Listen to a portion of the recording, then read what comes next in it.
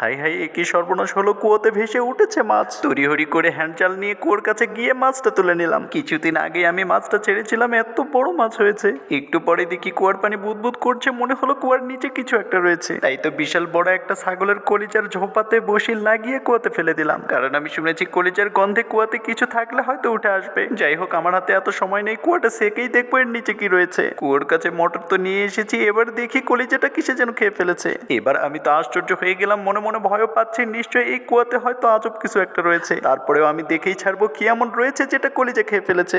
দ্রুত মোটরটা স্টার্ট দিয়ে দিলাম, আর কিছুক্ষণের ভিতরেই পানি কমতে শুরু করলো। বন্ধুরা, আমি তো ভীষণ এক্সাইটেড, বলুন তো কি বের হতে পারে। আরে আরে, এবার তো দেখছি পানি শুকে গিয়েছে, এবার দেখা যাক কি আছে। ও মা, ফটাফট কুয়ার ভিতরে নেমেই দেখি বিশাল বড় একটা বাক্স রয়েছে। বাক্সটা উপরে তুলে যেই মাত্র কুয়ার পানিতে হাত দিলাম, আর এমন কিছু দেখলাম যা দেখে আমি অবাক। কি এমন দেখেছি সেটা দেখার আগে আল্লাহকে এই সুন্দর ছবিতে লাইক দিয়ে চ্যানেলটি সাবস্ক্রাইব করে দিয়ে কমেন্ট আল্লাহু আকবার লিখো। আরে আরে, আমার বন্ধুরা লাইক করে দিয়েছে বলে আমি বিশাল বড় একটা মাছ ধরে ফেলেছি। এরপর 15 দিনের বিশাল বড় বড় 2টা গুপ্তধন পেয়ে যাই।